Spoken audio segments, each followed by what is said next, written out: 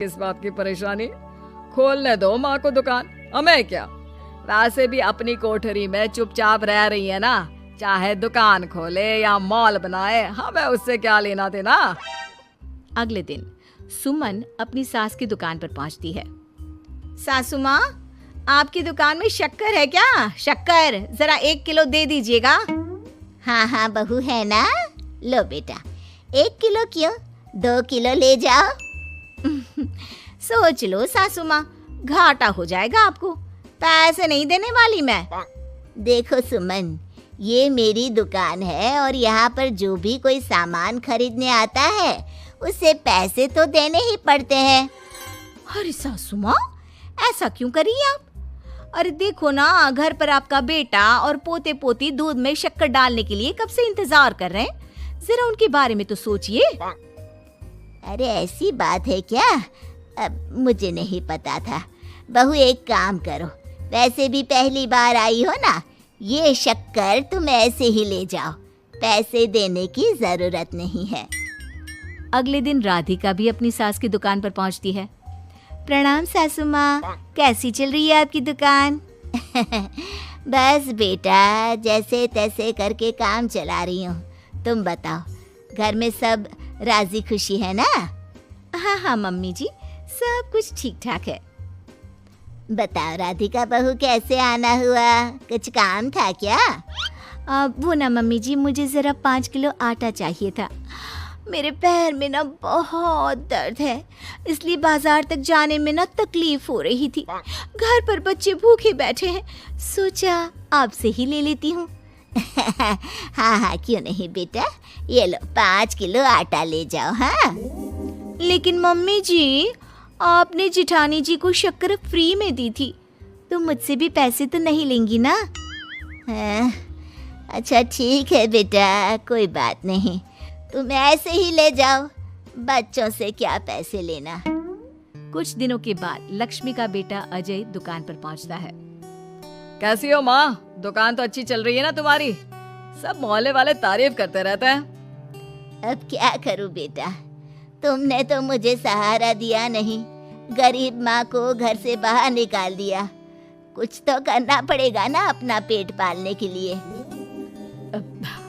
वो माँ ना बहुओं की बहुत चिक चिक रहती थी, अब देखो कितनी अच्छी जिंदगी है तुम्हारी, खुद कमाती हो, खुद खर्च करती हो, इससे अच्छी भला कोई जिंदगी हो सकती है क्या?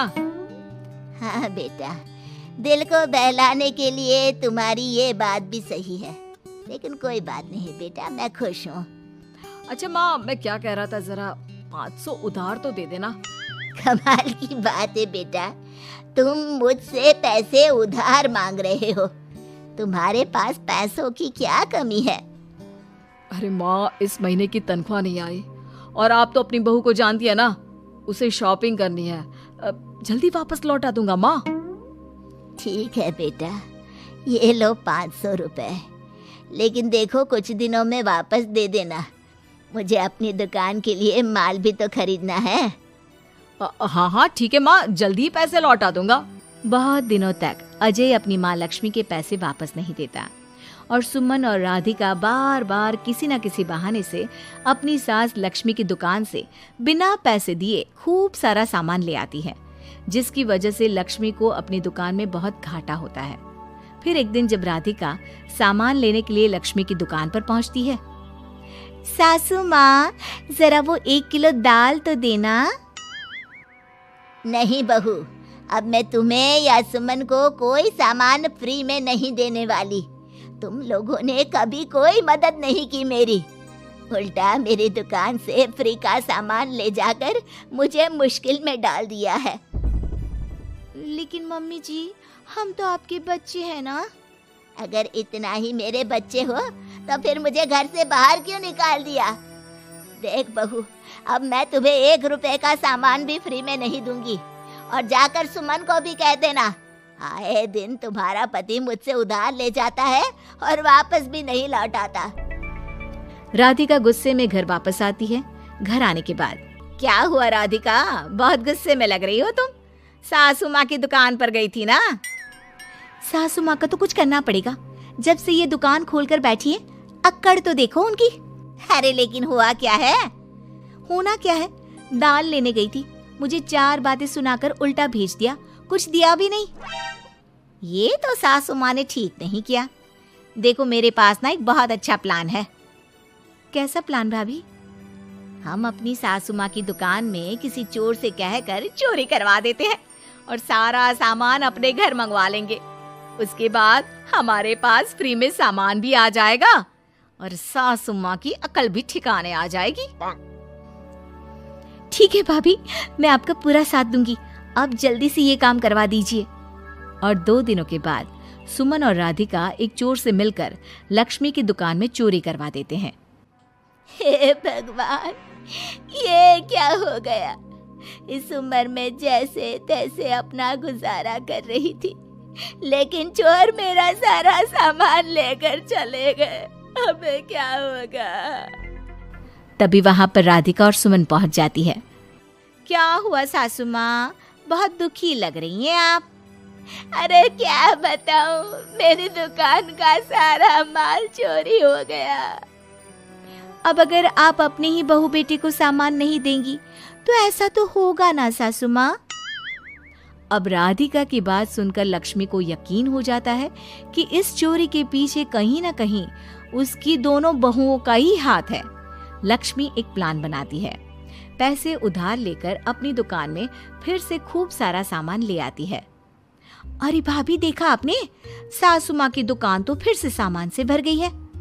हाँ वही तो, मैं तो सोच रही थी कि एक बार में उनकी अकल ठिकाने आ जाएगी, पर लगता है फिर से कुछ करना पड़ेगा।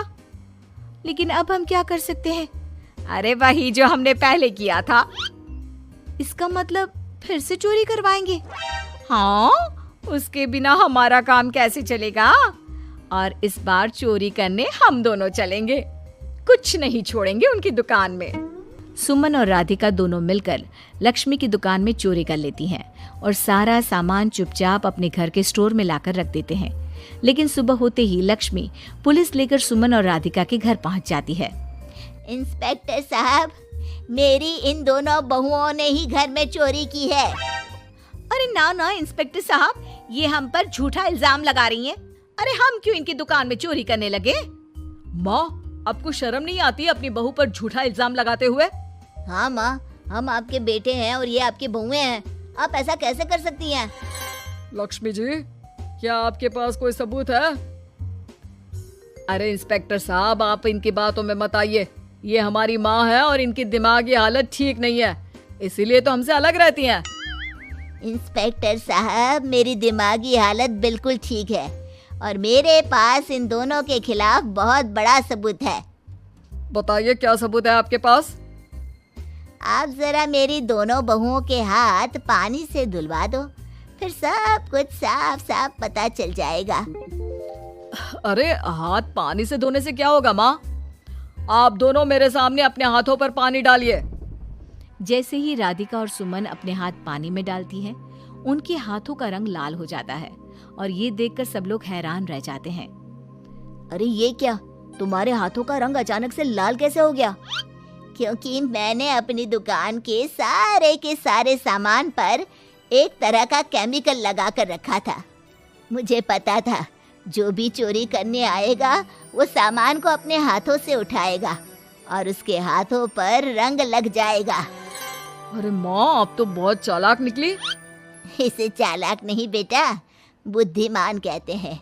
और जिसके तुम्हारे जैसे बहू बेटे हो, उसे थोड़ा बहुत तो अपनी अकल से काम लेना ही पड़ता है ना। शर्म नहीं आती आप लोगों को अपनी ही माँ को परेशान करते हुए? हमें माफ कर दीजिए सासू माँ, हम आइंदा ऐसी गलती कभी नहीं करेंगे। और हाँ, आपको अपने साथ रखेंगे, आपकी सेवा करेंगे और पूरी इज्जत भी देंगे। हमें माफ कर दीजिए।